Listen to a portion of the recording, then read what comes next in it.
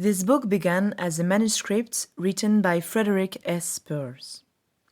The material was developed and worked over by Paul Goodman and put to practical application by Ralph Heffeline.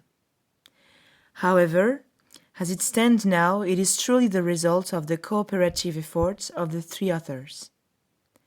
What began as the work of one author ended up as that of three, each of us equally responsible. We have had in common one purpose: to develop a theory and method that will extend the limits and applicability of psychotherapy.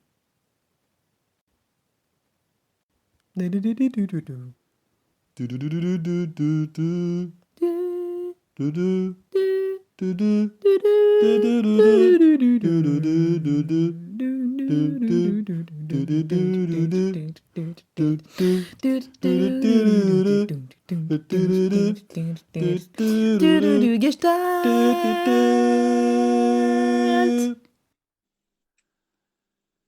Yeah. Boom. I just love that jingle. Every time I hear it again, I'm like, yeah. Uh-huh. It sort of summarizes what we're trying to do. We're trying to Go bridge. on. We're trying to bridge Gestalt in the other world, and we're trying to do it in a bit of a, in an informal, bit of a chaotic, a little bit funny, crazy way. So it sort of summarizes it all, I think. I'm it's good to be with you, Thomas. And it's good to have reached the start of what we're calling season 2. And I can say with a sense of an element of certainty that I feel just as awkward, maybe not quite as anxious, but I feel equally as awkward as I did in season 1. Yeah, let me check in with myself. I remember us talking today, and I felt I felt a bit of a demotivation for season 2. Uh-huh. But now I'm on here, I feel the excitement again, and it's definitely an excitement with a little bit of an anxious ground. But I do feel a bit less like I feel I can regulate the excitement and the anxiety a bit better in my body. I remember the first episodes coming off of the show. I'm feeling quite strained in my shoulders, and now I feel I'm a bit more aware of what's happening. Uh-huh. Yeah, I'm supporting or modulating my anxiety with a glass of wine, which Good, good. I see it clear from in season 1, but I think what we have planned tonight is a relatively relaxed episode. So so yeah. I'm still curious about your awkwardness. So is it the same as the first episodes, or is there something different about it? It's very familiar to me, and I notice kind of how I am differently than I would be if I were just talking to you and I didn't have to think about speaking also to an audience and people listening in.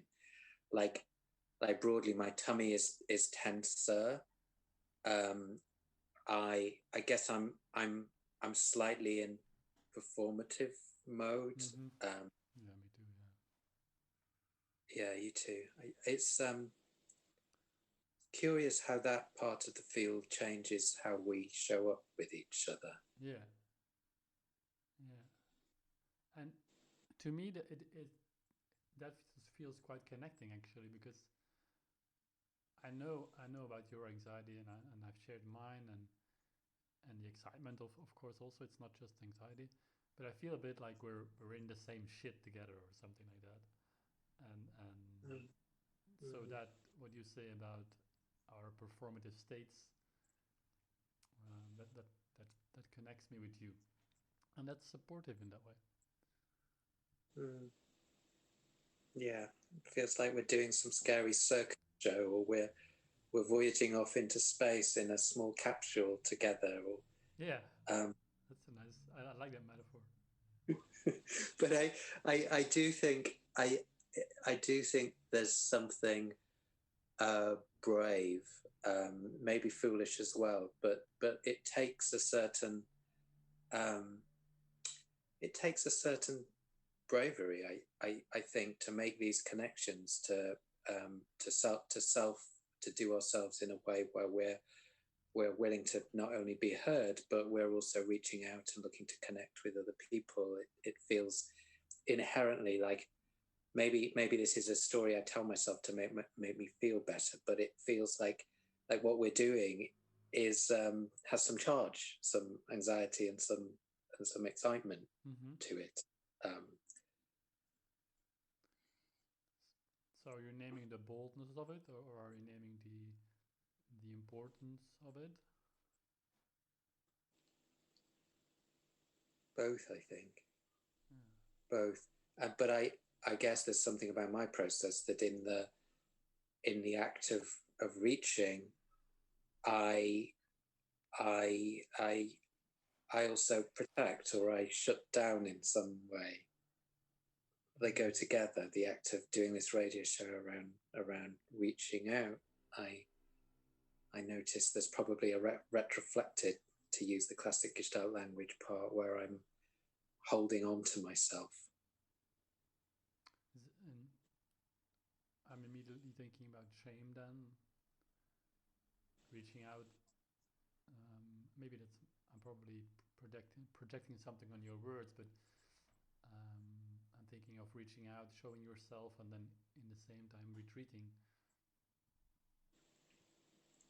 Hardening. hardening. Okay. Yeah, yeah, yeah. See, even now I'm imagining how that will land with somebody who's listening. Yeah. Um, um, will they like and recognizing that recognizing my need for more support, maybe. Mm-hmm. Like when you say we're in this together, I guess we're also in a way in this with our listeners. And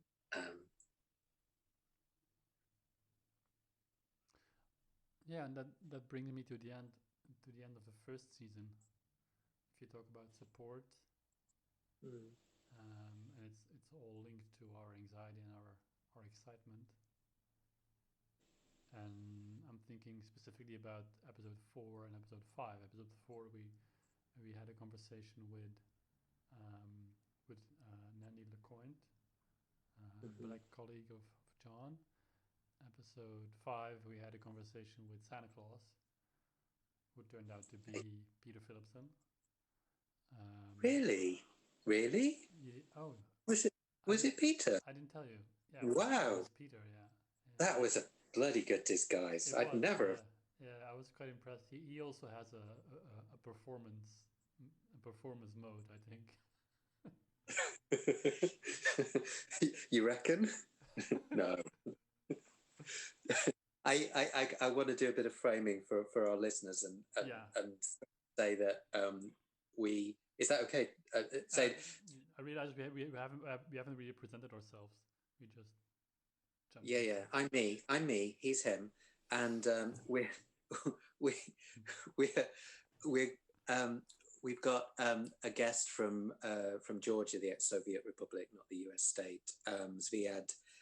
I'm not going to be able to say your name right, Zviad Ekzashashvili, on the show. You can say it properly later when you join us. And we're all guys, we're all men. So we related to our experience of the last season, and obviously Thomas and I am men, we wanted to do some exploration tonight of the state of manness or maleness in the world at the moment. And I think you were coming on to talk a little bit about the past season, Thomas, and before we introduced VRD, we said we might look back a little and think about what we've learned or what that experience has been like. Yeah. Yeah. So Yeah. I'm Thomas Amil, and you're John Gillespie. And the attempt of this radio show is, as the jingle says, to reach out from Gestalt to the other world, to sort of connect this pure Gestalt world with other fields and other Yeah. other things happening in the world, if I would have to say it in a very general way. And I Yeah. think it drew us to inviting a leader like Leonie. I'm sorry, I forgot her last name. McCarthy. Leonie McCarthy. It got us to invite a black woman, Nanny Lecointe, talking about systemic racism. And then we invited Santa Claus. Mm. But I must say that these last two episodes for me were more difficult than I expected them to be before it happened. That I anticipated them to be. I'm thinking specifically of the episode with Nandi, where we touched on racism and where I felt very well. I think in hindsight, I can say I felt very unsupported to have such a conversation and to bring myself in from my own racist point of view. That's one thing, and the interesting thing was that in the show with Peter Philipson, there was a comparable thing happening for me, that I also felt quite unsupported to be with such an authority. Mm-hmm. Which brings me to the question of how much authority has the discourse around systemic racism.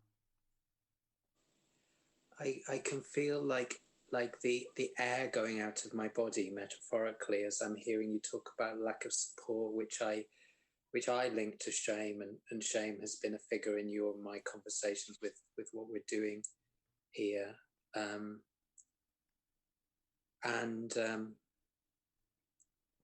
It's the impact of the wine, I think. I can't remember quite where you left off, and I don't mean to take things away from... I was talking about episode 4, episode 5, about feeling unsupported, about how we are in relation to authority. Or I think the main point was that I felt that it was hard for me to stay in touch with my own power in the conversation with Nandi, but also in the conversation with Peter. Mm-hmm. And that sort of inspired us to talk about maleness, if that's a word. Yeah, and maybe white maleness as well, and I guess what I'm in touch with my awkwardness. Like I feel that quality with you, Thomas. Before we get on to imagining how this is coming, I get on to imagining how this is coming over to listeners. In the race episode, we had a bit of feedback around which spoke to it. I would own my part of discomfort around navigating race and knowing what to do with my old race, my own racism, and I think I felt a bit flat after that. Like there was a lot of process which we were trying to hold within a 90-minute show, and I left sort of feeling very aware that you and I are two white men. And, some of the feedback we got was that audiences don't want to listen to two white men.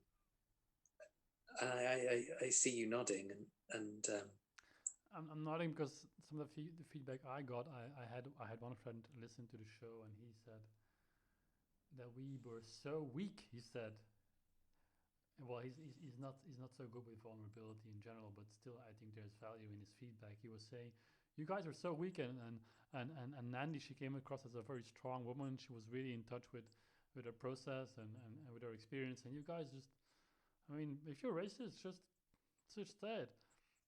He's an Irish guy, very matter of fact.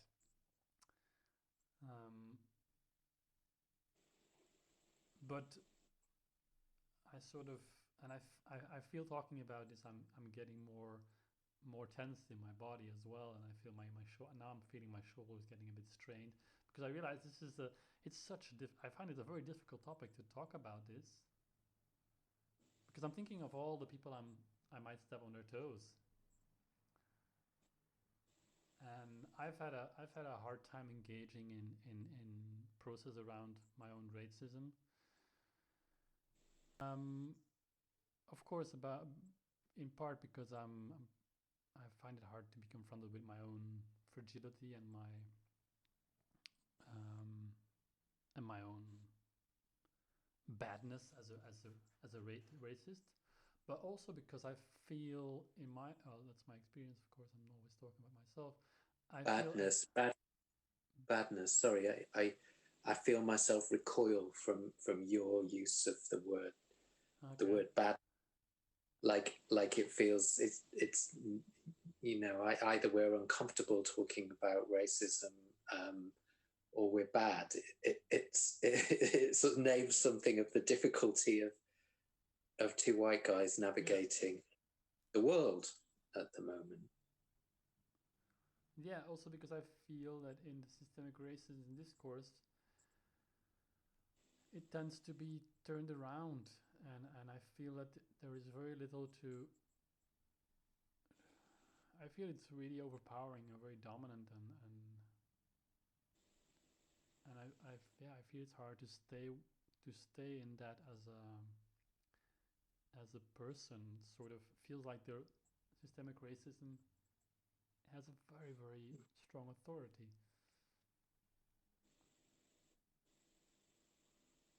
And how I deal with authority, then apparently it's hard for me to be in a relationship with authority, to find my place. Well, I'm aware Sviadi is going to be joining us at any moment, and please do dial in. It sounds like systemic racism has the capacity to make you wrong. Yeah, absolutely. Yeah, that's well said. And I think that's linked to the experience of being a white male today. And just saying that, I'm thinking, oh God, people are going to say that we're saying horrible things. Well,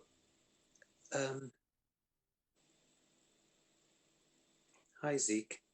Hello. Hi, Zeke. Hello, guys. Welcome. Well, thank you. Hi, Zeke.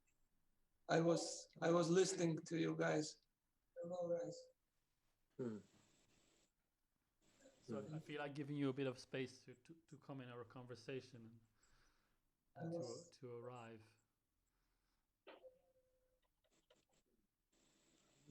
Let me turn off the radio because my voice is.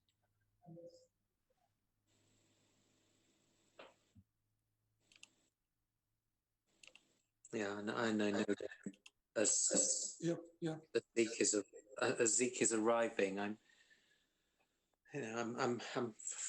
freezing a little bit in my body in relation to this idea of how do I hold myself as a man, as a white man in the world at the moment, and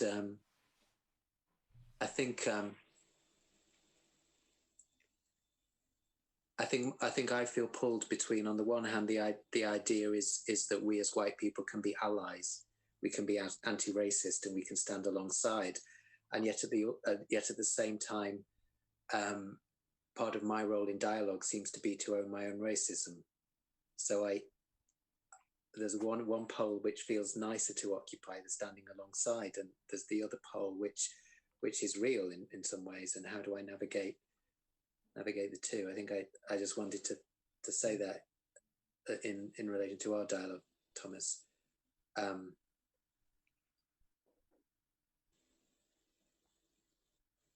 Yeah. Sviati, yeah. Thank you, thank you for joining us. How do you say your name? Oh, you pronounce it well. Zviadi. And your surname? Zviadi. And your surname? Ekizashvili. Ikizashvili. Ekizashvili. Uh-huh. It means the son of Ekiz. Shvili in Georgian means son. Uh-huh. Uh-huh. And it's I think it's always helpful to sort of share with listeners something of the ground that we have together when we have guests on, and I remember sort of 3 years ago you very generously showed me around Tbilisi for a day when I was somewhat stranded there, and you took me to the the Caucasus Institute of Gestalt and Family Therapy. And we had wine together and Georgian food together. Khachapuri. Yeah. Khachapuri. Yeah. Yeah. I remember it. It was a fun day. I felt like somewhat of a celebrity, like being introduced to the current training cohort. But one of the things that prompted us to invite you on today was I remembered very well that at the time I was visiting, which it was around the time you were graduating from the institute, from your own psychotherapy training, you were the only man in the whole of the institute. Exactly, in my group. Yeah, we started in my group. There was another man, another guy with me, much younger than me at that time. But then he left after 1 year. So I was he left me alone there, just being by myself, and it was very interesting. On like in the next year, in the second year, our trainer Ernst Knif, he said such a thing to me, that there is two ways being a man in so many women. And I was curious, what are those two ways? Either you're going to be either a boy or you're going to be castrated, like sterilized by them. So those, wow. Man, it was like, it was such powerful for me, I mean, that notion and the choice basically was limited, so limited. It feels like pressure to me also. Yeah, and even now I feel kind of like not the pressure, but a bit anxiety, like in my body, kind of my heartbeat. It's much higher. When you bring that to mind, when you remember what he said, or remember those experiences. I guess so, or just being here with you guys. I mean, it's a new experience for me, But your conversation, while you were conversing with each other, was so comfortable. Such a light, like kind of, like make you ease into this program. I mean, into the show, and I caught myself being a listener, just listening to two guys, talking authentically, kind of, I was surprised, even as a Gestalt, as a Gestalt person, as you guys are. Anyway, I was surprised, and that's but it also made my anxiety much less while listening to you. It's like you've come in as a guest, and you told me that I'm okay, that I'm doing okay, and I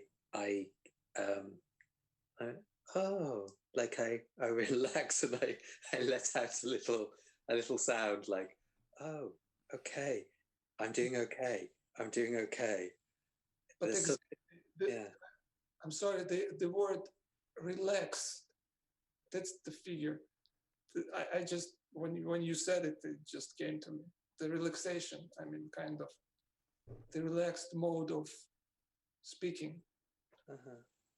And you as a man are coming into this show and telling me that we're doing okay. There's something about, because we were talking about being men in a world which felt quite upper and quite threatening, and quite, how do I find my ground? Who am I here?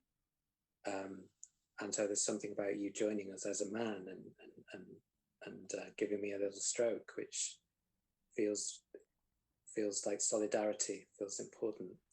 Yeah. And I also feel that a bit of I feel like you coming in is supportive and takes me away from the thoughts I had about all the judgment that we might face talking about our maleness. Yeah. Zeke, I'm wondering, before we go too far in, what else you might want to share with listeners about who you are, about what you do in life. If anything, I forget. I just forget that people are listening to us.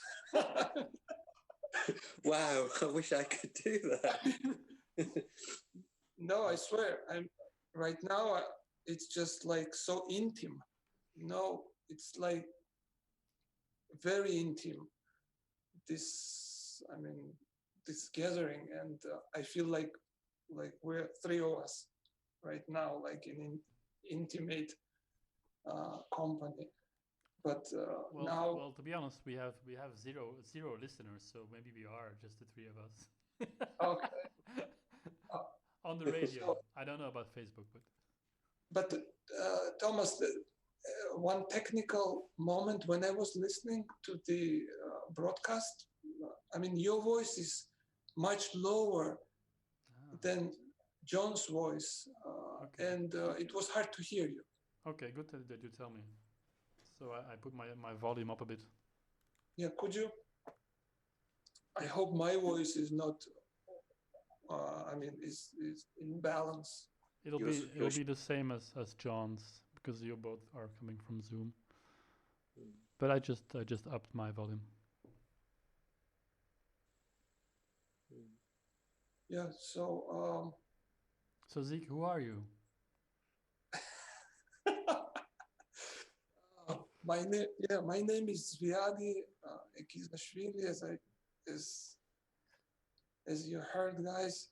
I'm from Tbilisi, Georgia, and I was born in Soviet Union.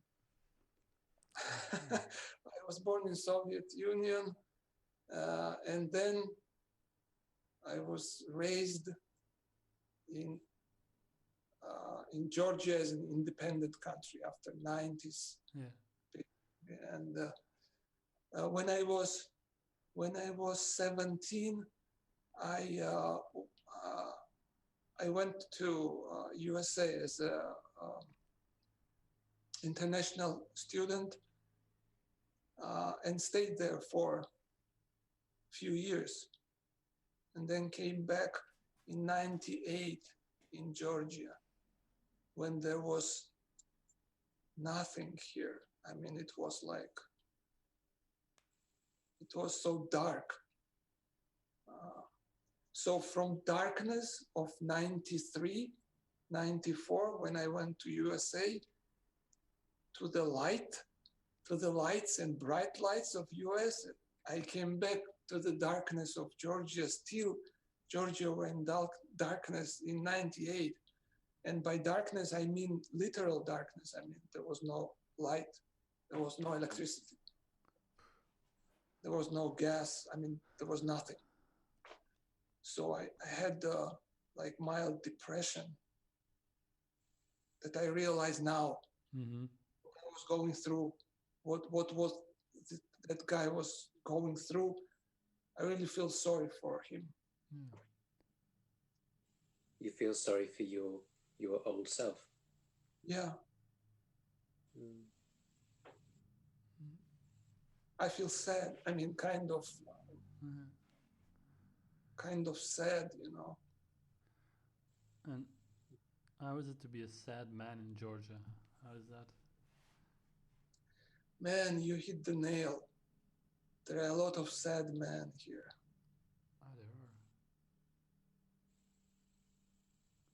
There are. And how are they received? How does Georgia receive their sad masculine population?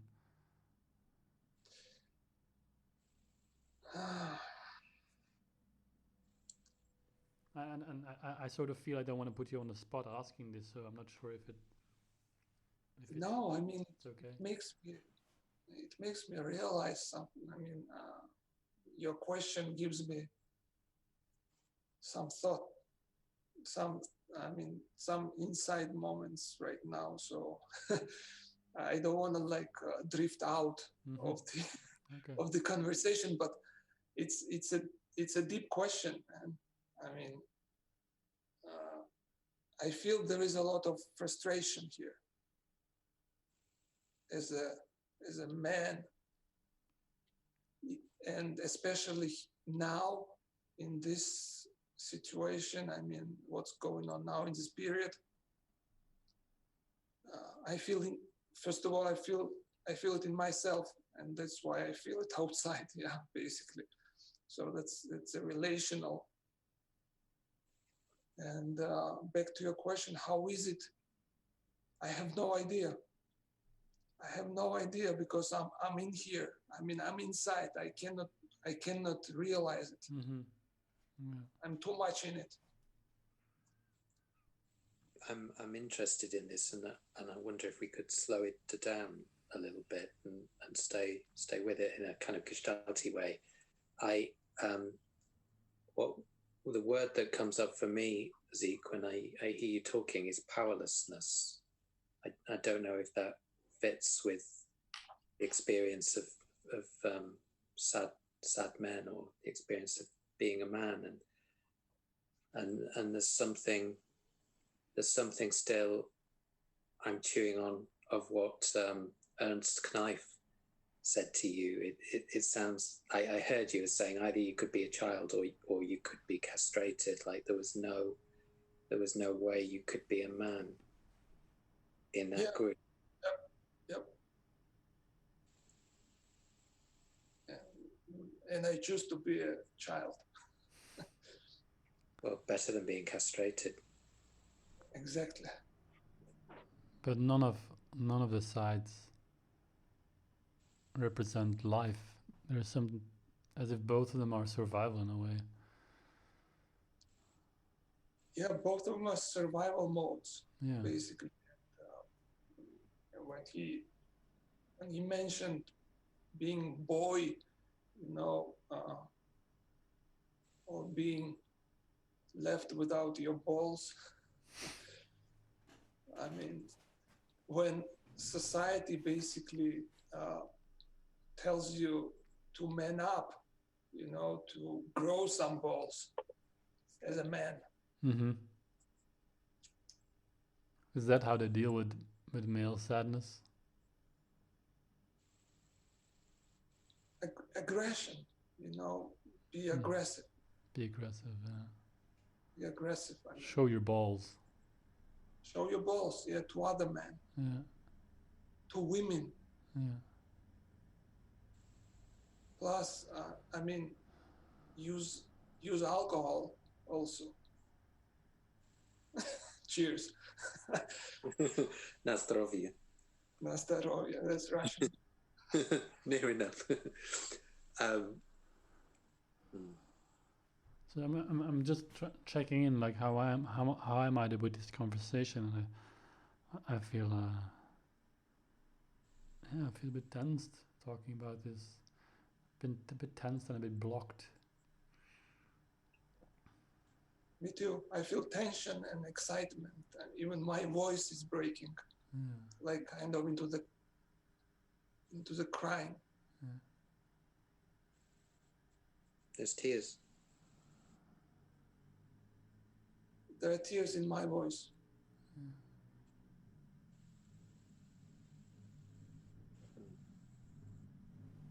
And tremble, like shaking in my legs.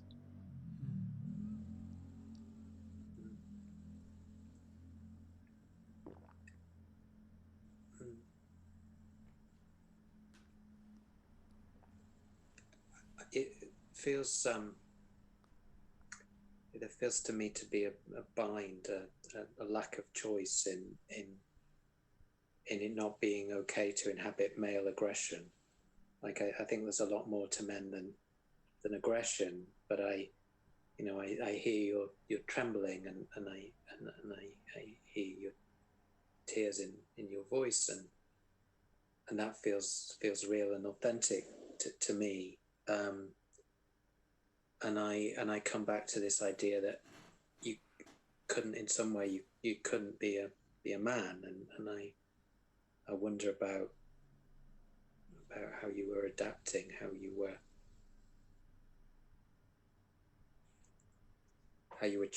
changing yourself, how you were making yourself confluent or not in that experience. Like it sounds like you were not able to be something of what you are. You mean my Gestalt experience?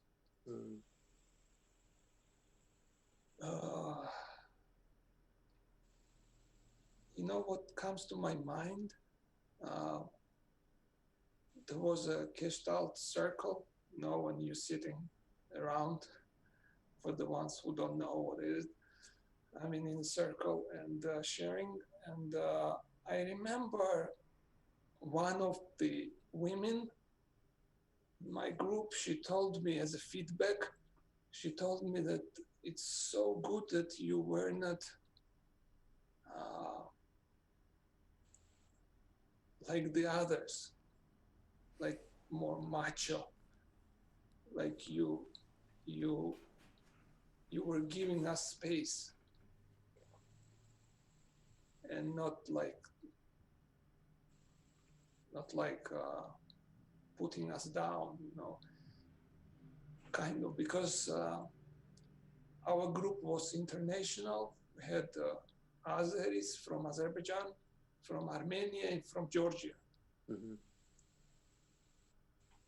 And all three nations are like neighboring nations, Caucasus, and basically we know each other very well, and we are like our cultures are basically kind of the same, this more macho, more manly. When the man is a leader, when woman is kind of in the background, and basically it was a compliment, but that underlined kind of my boyishness, my childness in the group. Mm-hmm. Well, you make it, the idea of you making space and you well, that sounds like a more modern way of showing up as a man. Like that doesn't sound necessarily like a child to me. Oh yeah. I mean, but on the other hand, I mean, being a child, yeah. How does it sound? Yeah, I mean, child doesn't give you a space. He occupies your space. I noticed when you were talking that there was a moment that I I lost my focus on the conversation, and it's something that happens to me often, and I usually experience it with clients. It's a sign usually that we're losing connection, that there is something difficult that's being brought up and it's not said. And so I was thinking what's happening to myself when I was listening to you, and I got reminded of my own experience of being a man in a Gestalt group, where I think we were 15. I think there were 13 women, or I think we ended with 16, and there were 3 men, and the rest were women. And I found it hard to stay in contact with my male aggression, but I mean aggression in the healthy sense, in the sense that Pearls talks about aggression. And I've sometimes come away from weekends feeling that I gave too much space, or that I didn't find my place in a group that was predominantly female.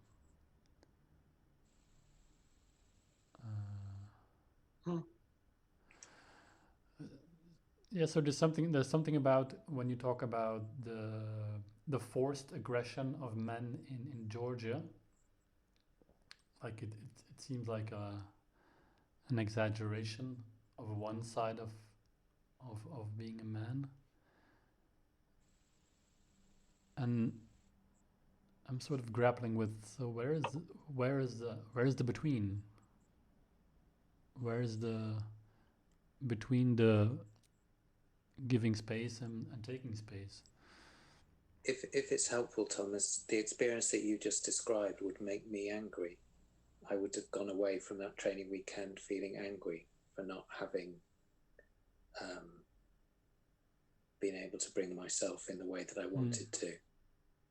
And when I was experiencing that, listening to you, I thought, well, that sort of anger is exactly what I wouldn't allow in me. I see you nodding.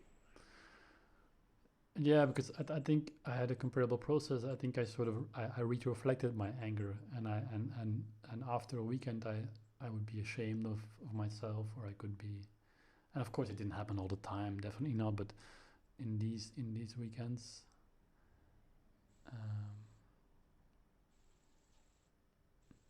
yeah.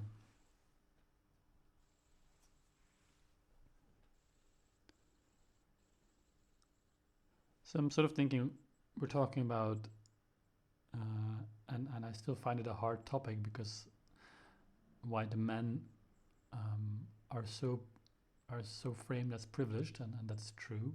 And we're talking about our difficulties being a man and being a white man. Well, less about being white, but more about being men now. Also, in the conversation we had before you joined, Zeke, we were talking about how it is to be a white man, and a man specifically in relationship to the things that happen in the world right now. And one of them is I'm thinking about Me Too. I'm thinking about systemic racism. Can I come in and say something more?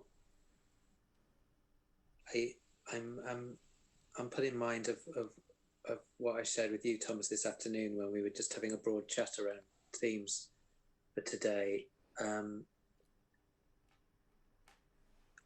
how my intuition is a lot of what we're talking about, I think, is men in relationship with women. Maybe that's not all of it, but the context of speaking to groups, it feels like we're talking about men in relationship with women. And my intuition is that women need more of what we're describing, that it's difficult for us to bring. So in your example, Thomas, my sense is that, does it sound patronizing saying women need more? But there's maybe, but there's something in there's something in that for me, and I would say the same in relation to myself, in relation to whiteness. It's like people of color need me to occupy my awkward whiteness more. And when I think of my training experiences, which have all been predominantly female, and I've had moments where women have been the saving of me, like Love from a Woman has rescued me, not rescued in a bad way, but I have has been what supported me to be. And equally, there have been other moments where I think I've been almost looking at women and the ways that they are able to be. And I described it to you, Thomas, as it's like sometimes the women seem like they have a magic kind of a witchy sort of power, and they can do things and they can experience things and they can sense things which I can't.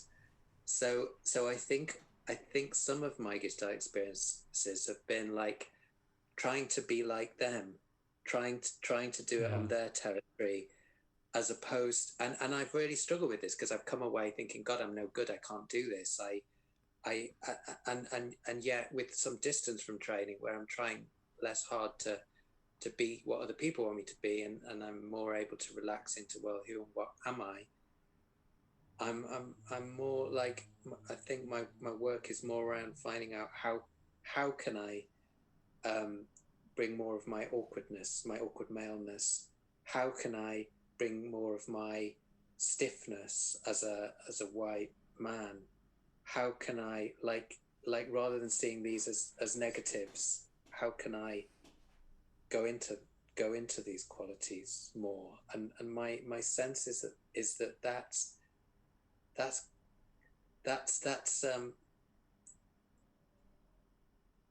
that's generally supportive of the females that I'm with.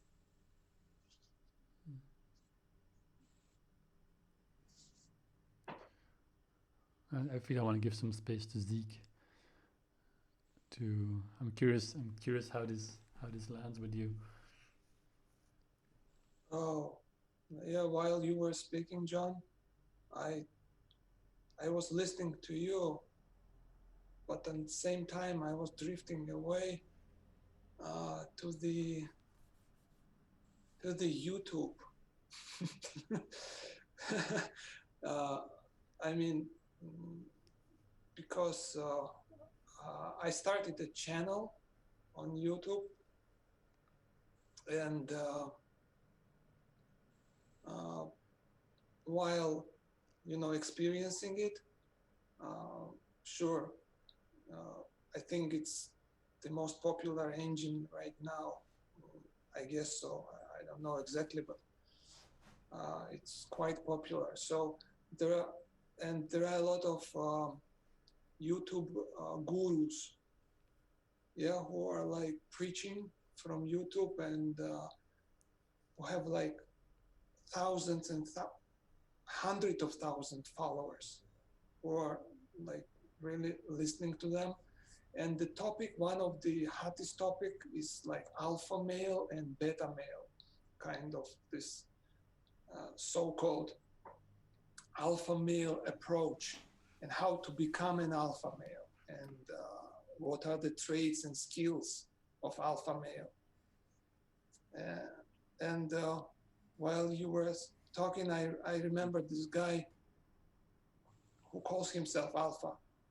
His name is Alpha on the YouTube, and like he brings out those videos where he like 6 skills of alpha male, for example, 5 ways to become an alpha male,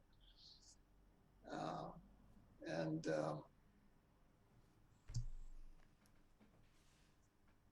like there was something that you were speaking about, being alpha, and I don't even know where I'm going now, man. I just lost my thought of train of thoughts. But this guy just came to my mind, man. Yeah. I don't know why.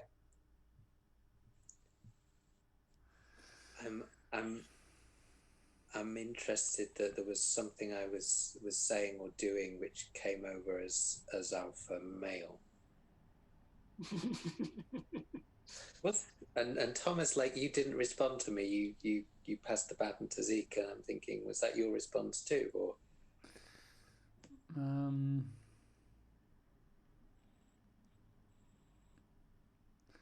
No, I was just aware of you and me being very comfortable here.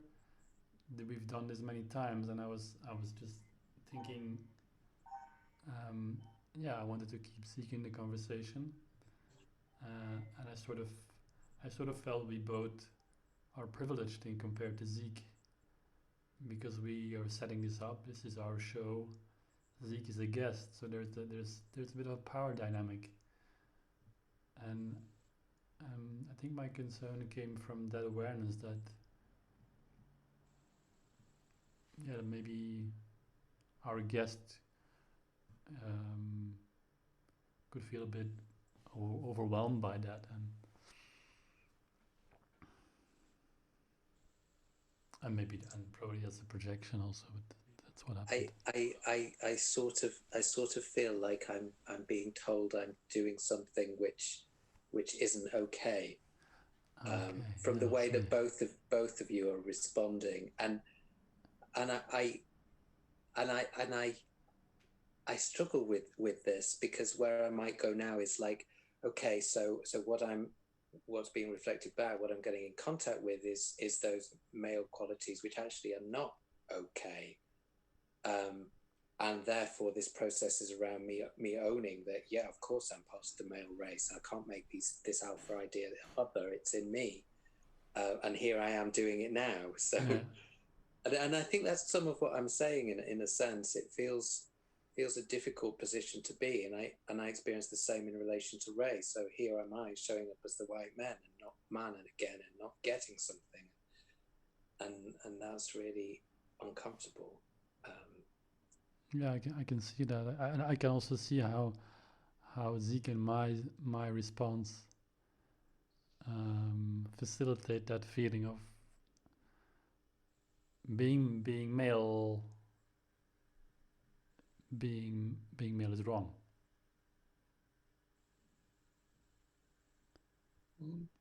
But guys, regarding feeling, I mean, being white male, yeah. When I arrived in US, after a while, I mean, the kind of the field, the society made me think that I'm not white. I mean, I'm not white. I wasn't white in US. I didn't feel like I was a white male. How's that? Yeah, I mean, because you were a foreigner. First of all, I mean, I was a foreigner, but I didn't look as a white. You see, I mean, they didn't know where's Georgia. First of all, yeah. I mean, where do I come from? Yeah.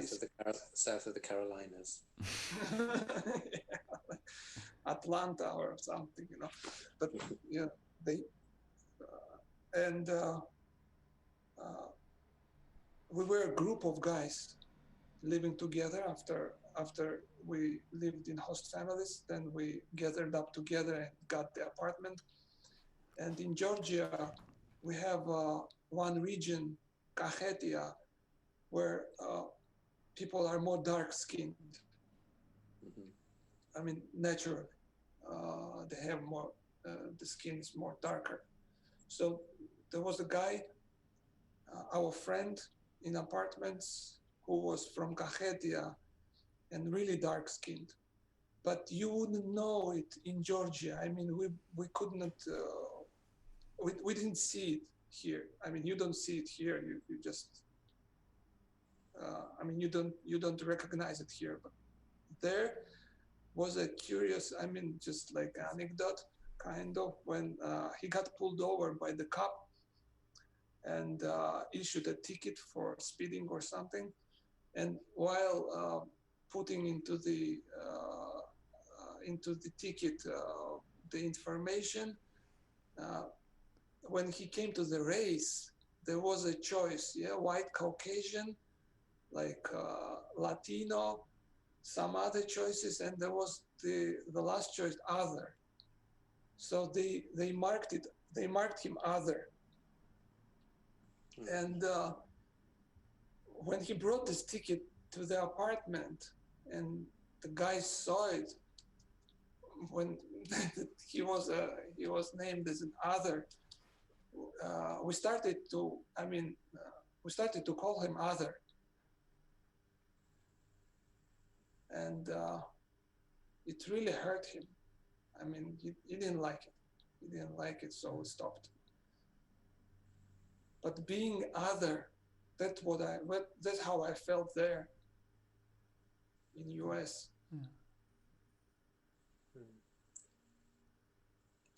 Thomas, I'm wondering whether we might play Perry's little 10-minute reflection on life in the US over the last week. It might be a moment to segue.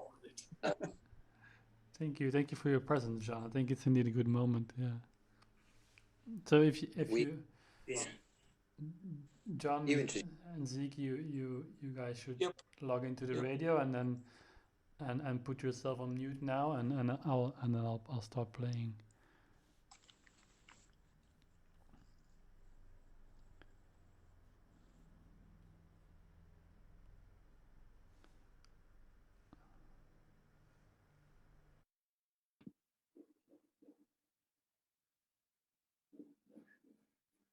Hi, John. Hi, Thomas. Thank you for inviting me to join you with NGV. To introduce myself, I'm not sure how this is going to work. I'm Perry Klepner. To those of you who don't know me, I'm a Gestalt therapist, for many years associated with the New York Institute for Gestalt Therapy. And I'm located here in this time and land of COVID in New York City, on recording on January 23rd, 2021. I've been asked to express some thoughts about the election and such topics as systemic racism, the pandemic, polarization, and Gestalt therapy. And I'm glad to do that. I'm pleased to be here.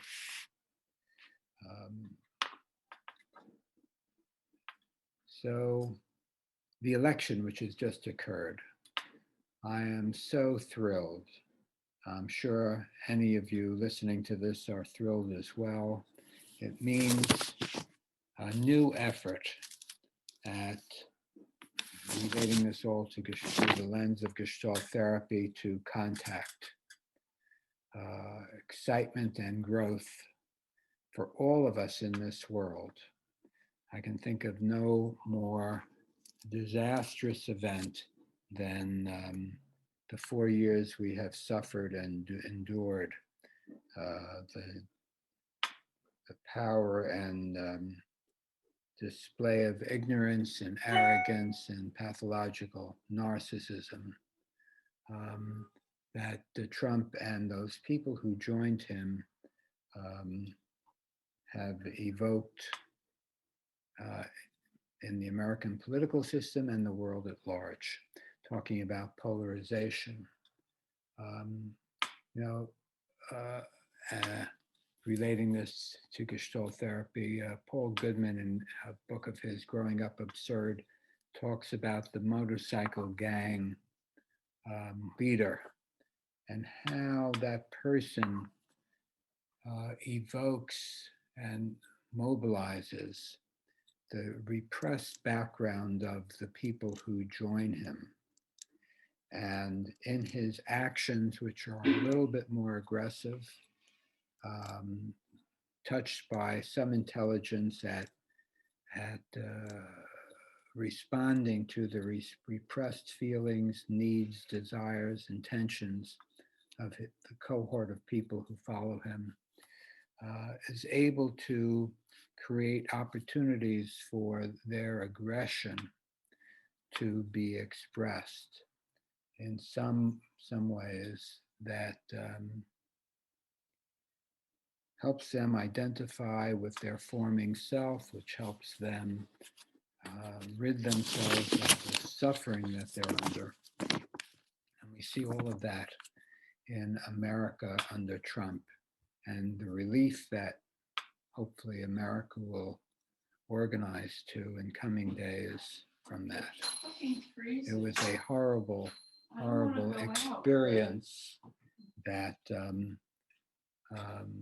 America has suffered with, and which we will necessarily recover from. You know, in that book, Goodman talks about revolutions, and he talks about revolutions that are missed and compromised. And we could see the American Revolution as something that has always been ongoing. And when we compromise from a missed revolution, we leave unfinished business. And all of us are familiar with that as an expression. And America's unfinished business, obviously, is this terrible systemic racism that has never been adequately dealt with and has always been compromised away and avoided. And the inequalities that has resulted in, and the ongoing systems of repression that were organized in America over the last 150 years to repress minorities, essentially the Black minority, but also the indigenous minority and every other minority that has come about, an easy target for repressed aggression and insidious form of aggression against the self that then becomes projected and causes all kinds of social disturbance and imbalance, which we can easily see in the repression of in gender issues and sexism issues, lesbian, gay, bisexual,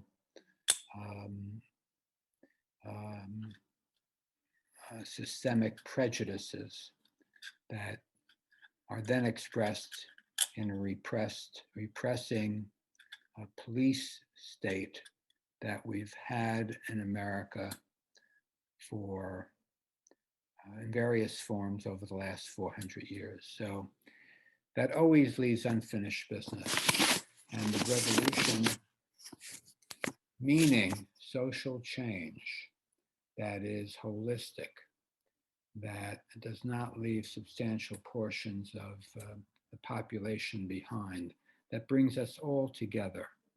And these are the ambiguous values that Goodman talks about. And I have to reference PhD because that's one of my favorite texts, which has always been about social relatedness and recognizing a holistic, unified approach to experiencing ourselves in community with everyone else. And on top of everything we have is the pandemic, of course, that colors everything as a severe emergency. And one of my favorite chapters, Emergency Reality and Evaluation from PhD, where with a background of chronic low-grade tension, our capacity to evaluate reality is hampered and suffers under various prejudices. Gestalt therapy has been in a battle on the theoretical plane and the psychological field, and attempting to create a new framework for us all to have greater awareness of our own self process and those relationally with others. So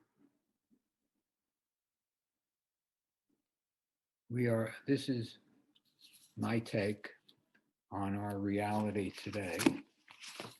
And the effort that Gestalt therapy makes with us is to bring more and more of our background experience into our forming figure, working with our experience that we self-evaluate, not looking to another authority, but creating our own strengthened self-authority, to know ourselves, the strength of our feelings, the clarity of our perceptions, the force of our actions, to mobilize our capacities, to assert ourselves, aggress ourselves, understanding values, meanings in our self-experience, and to be with others in that state of presence, a greater integration of ourselves with others. So this is at the limit of my time, and I take this as a moment of contact through audio of being with you. I hope this has made some sense, and I don't think there's anything much profound in what I've said, but I'm restating the obvious or what might be relatable. All makes a small contribution, I hope, to our forming figure. So goodbye for now. Thank you, John, for organizing this, and I look forward to it making a small contribution to our ongoing effort. Bye for now.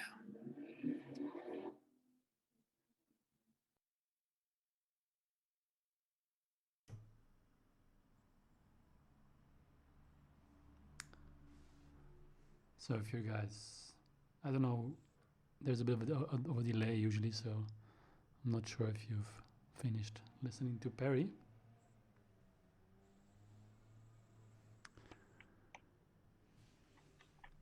Yeah. Yeah.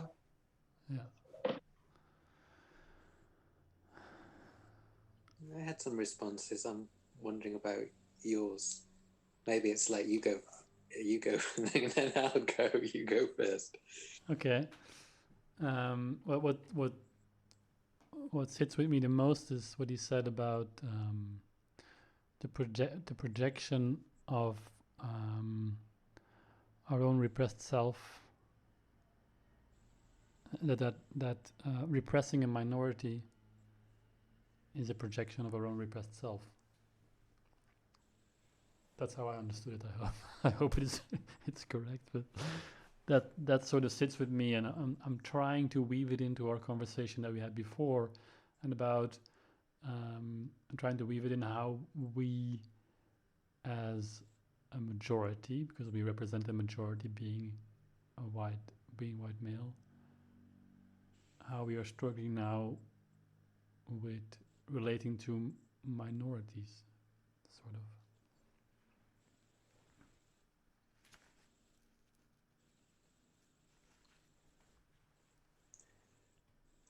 And you can make the link between your self-repression and your struggle to accept your aggression, therefore, towards people of color, gay people, women. Yeah. Thanks. That makes more sense of it. Indeed, I think it is my own struggle with my own aggression that makes it so hard to relate to minorities from a majority perspective. Yeah. Mm.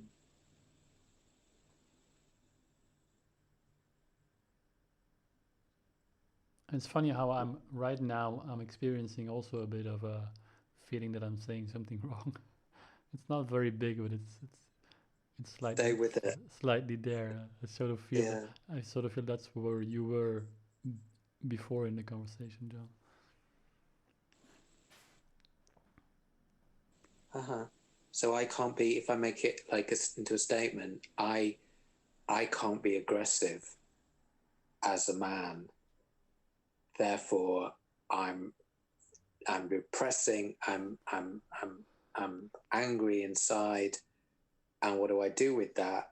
I project it onto, or I externalize it towards people who are different than me, fundamentally because I'm not comfortable in my own skin.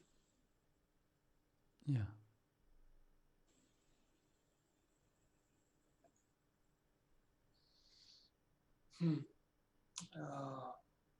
Wow. I mean, the energy, yeah, the energy kind of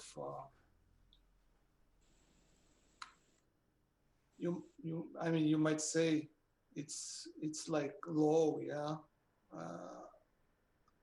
I mean, in this broadcast, I mean, there is no aggression. Yeah, kind of we're staying like we're giving each other space, like respecting kind of each other. Yeah, I mean, I'm talking about us, but I'm speaking about myself basically. Yeah, I mean, that's my kind of, that's how I get it. That's how I perceive it. No, it's like mellow. It's mellow. Yeah, maybe boring even. I mean, I maybe I'm afraid to be boring, and that, I mean, that's the thing that in me that I experience quite a few times. So if you weren't to castrate yourself, what might you do different, or what might you say instead?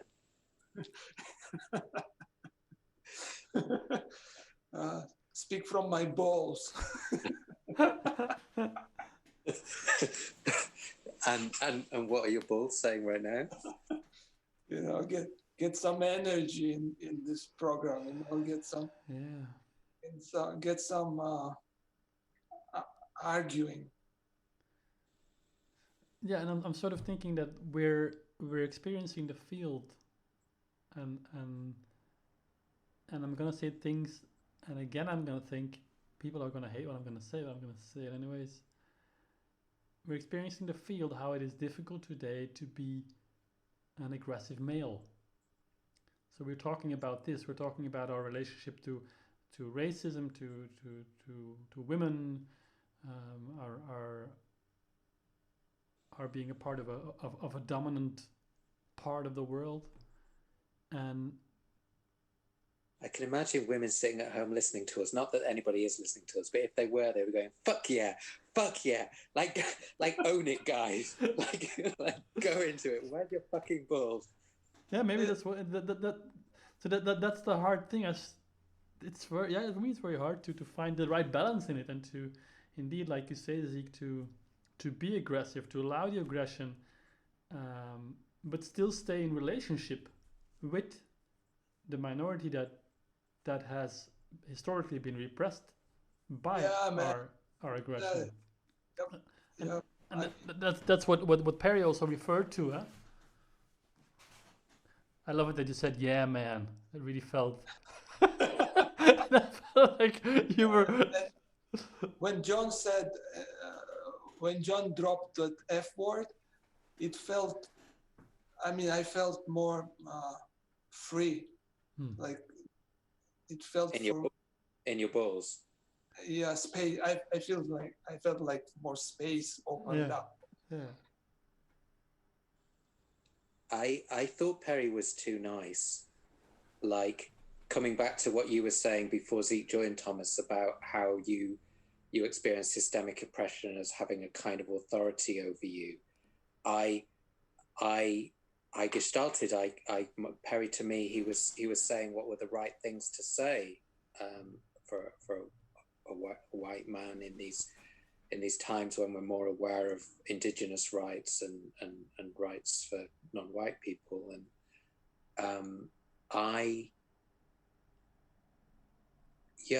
there was something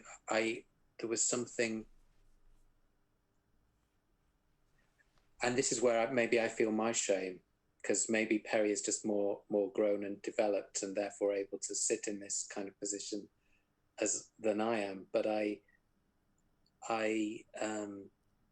would like to have heard him speaking more to his experience as a white man. Yeah.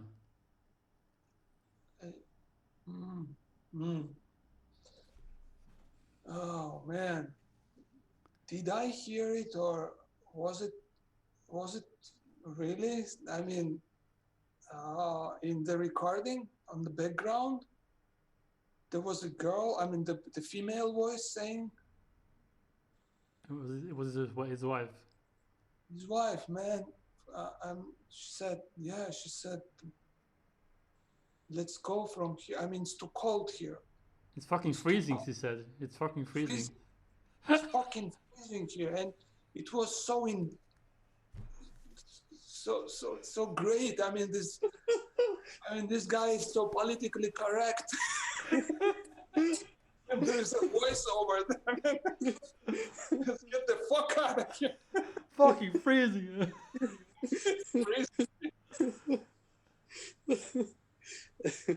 Finish that recording. Yeah. It feels, it's nice you joining us, Zeke, and I'm like, it takes me to a place like, oh, maybe we could argue on the radio and that could be okay. And maybe we don't have to pussyfoot around and be the expression pussyfoot around, like, be very careful. Mm-hmm. Yeah. And maybe we can cut off each other. It's okay. Cut off each other. Yeah, and that brings me back to the moment that I asked you in, and I asked you, so what do you think about it, Zeke? And I did that because I felt, as a majority, I wanted to give space to the minority, because we could consider you a minority in this constellation. Yep. So it's a bit the same. I was sort of pussyfooting, or how do you say it? Pussyfooting. Pussyfooting, yeah. Feels like an endless conversation to me. God, there's no conclusion to it. How can you be aggressive as a majority and support a minority in the same time, but don't lose your balls and stay in the relationship and stay in relation with, and that's a great parallel, that you guys are majority here and I'm minority here, and that's the parallel that we're talking about, basically. I mean, so white man, and I was remembering myself in US as a minority. Yeah. And it came to me right here and right now. And I'm gay. I'm a gay man, and I have lived my life, a lot of my life, as a minority, which is less present. It hasn't been. It figures a lot less in my life these days, and it hasn't figured in this conversation. I mean, I have written a paper in the NGV journal that's about to be published, which is kind of saying that I think that we as men and we as white people have as much work to do in becoming who we are and claiming our space in a way as people of color have to do, or as LGBT people have to do. Like the task of becoming a white man and owning that in a way that maybe doesn't go into the kind of the alpha, the machismo, but doesn't disown aggression, is as vital work as the work of people of color to reclaim their space and and their equality, or their, I don't know, I don't like equality really there. Did you just say I don't like equality? Well, Fuck equality! buys into this, you know, we've all got to be really careful with each other. We can't own differences in power. We can't step into them. And I think you can step into a difference in power in a way that doesn't violate the other. Yeah. I'm recently trying to be really aware with my clients that I hold a power position as a therapist. And that doesn't mean that I water down my rules or the way or my therapy contract, but I think I just bring it up more. I talk about it with clients. I tell them how is it to be in a relationship with me as I hold a position of authority for you. I don't know how I'm saying this. Not as if I have figured it all out, but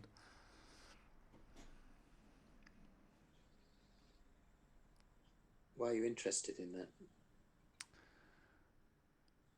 Because I feel it has an impact on many of my clients and on the relationship I have with my clients, and I myself have a difficult relationship with power.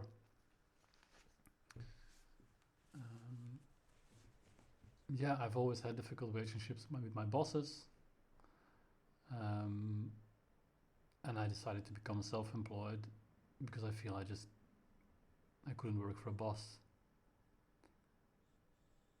Even when John was my boss, we had a bit of a row. Well, I guess if I were to own my part, you know, my way of dealing with my problems with authority is to become the boss.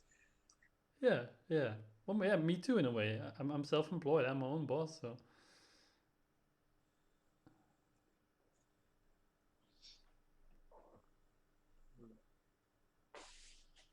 And how to be a man in Georgia.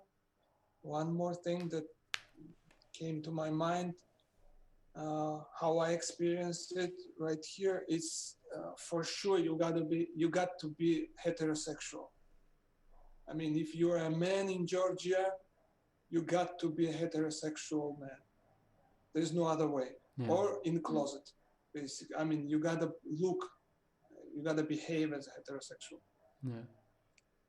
You obviously haven't been on Grindr in Georgia.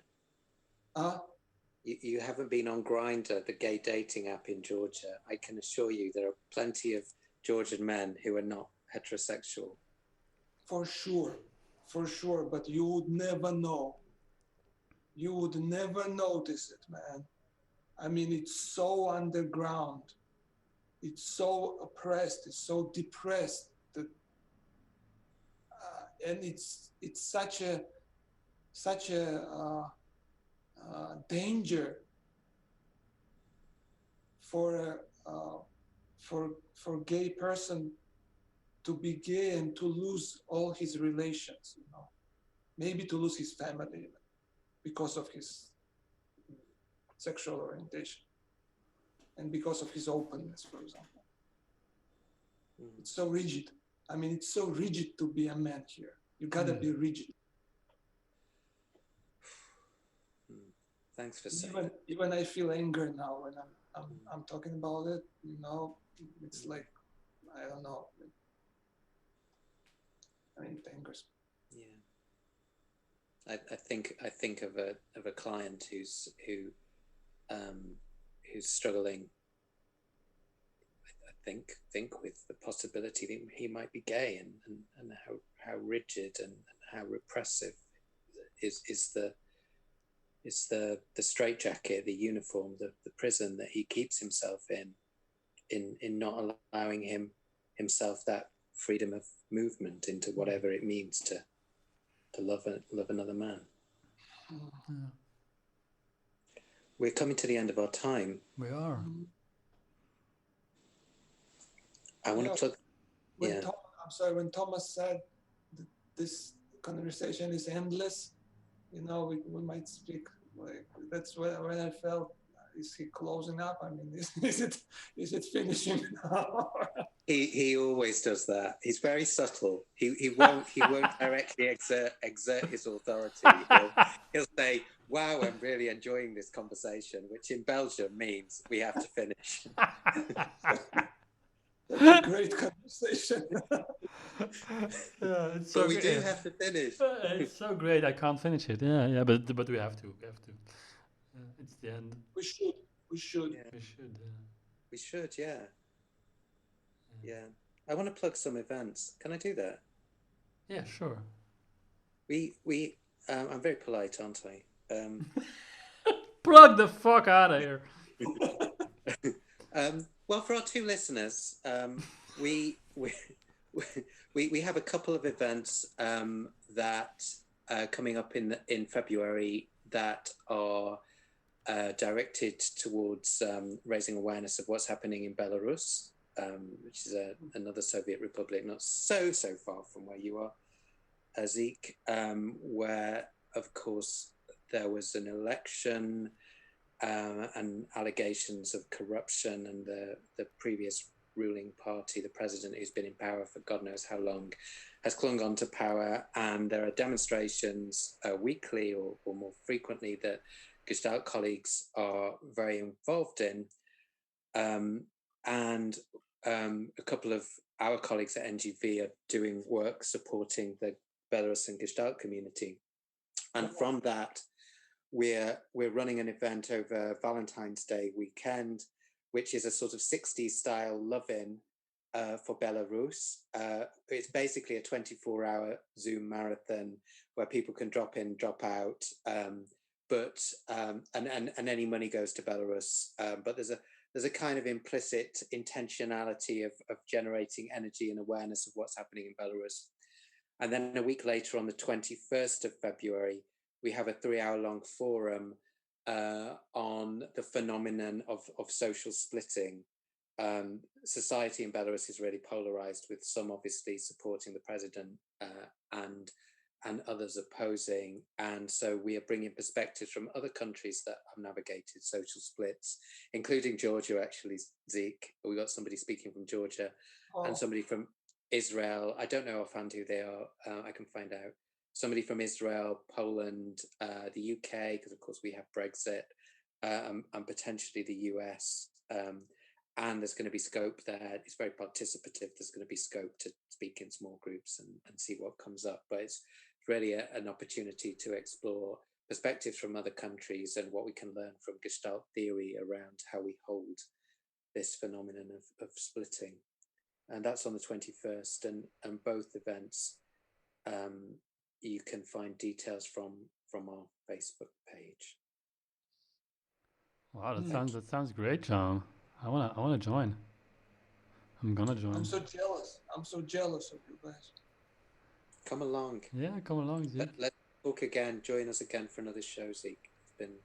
Oh man, with great pleasure. It's been wonderful talking to you, Zeke. Really, and I'm not being politically correct here. Really, I enjoyed the ease of our conversation, and I felt very little need to perform. Yeah. Exactly. I mean, when you said it was a show, I mean, this was not a show. it was like kitchen talk, you know. Yeah. Well, that's always where the party ends, right? In the kitchen. In the kitchen. Yeah. And we're at time. We're at time, yes, indeed. So we'll go out. Thank you very much, Zeke. Thank you, guys. You're doing great job. Thank you. Thank you, Don. Thank you. It's all about the field, and it's been great having you. And like Thomas, I felt like I wasn't performing by the end. Yeah. Thank you, Thomas. Great support. You know, I lost the track of time. Totally. Yeah. It's late for you. Go to bed. Bye-bye. Okay. Talk again. Bye-bye. Good night. Bye. Thank you, guys. Do do do do do do do. Do do do do do do do.